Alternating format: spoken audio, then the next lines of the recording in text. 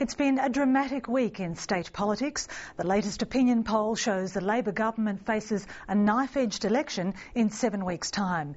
It comes as two senior Brumby cabinet ministers announce their resignation. More on that in a moment, but first a scathing report by the Ombudsman into the state's juvenile justice system. Kirsten Vaness has more details.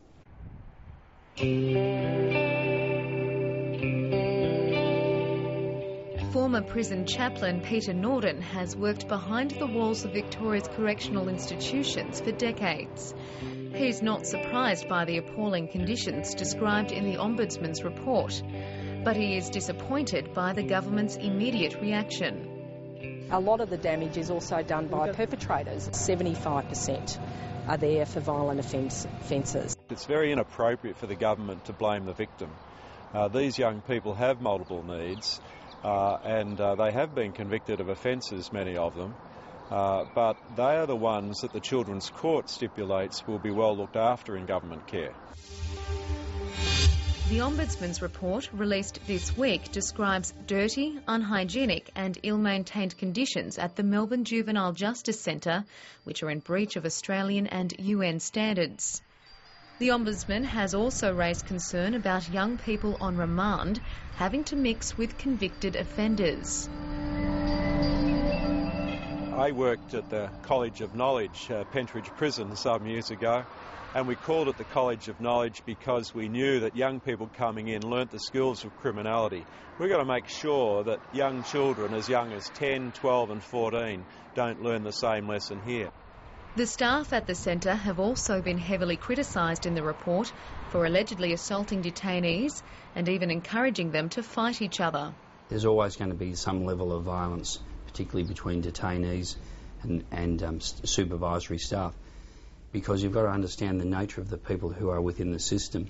They are usually the community's most damaged products. The grounds certainly appear well kept from the outside, but the ABC understands repair work in some areas only began this week.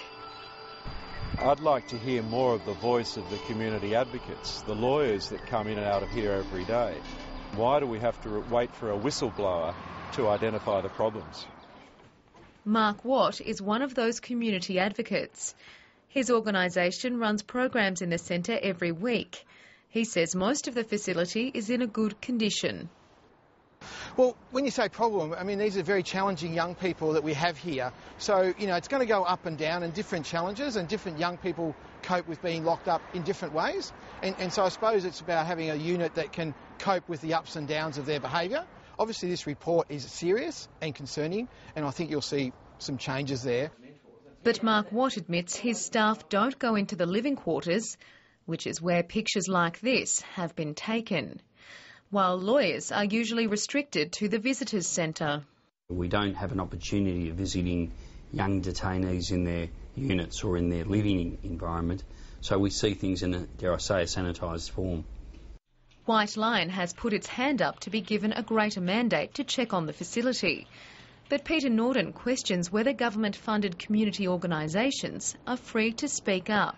If a young person came up to us and said, look, Mark, these are the conditions, we're really having a hard time here, I don't think, we wouldn't have a problem raising those issues. You need to have adequate supervision, that means adequate staffing levels.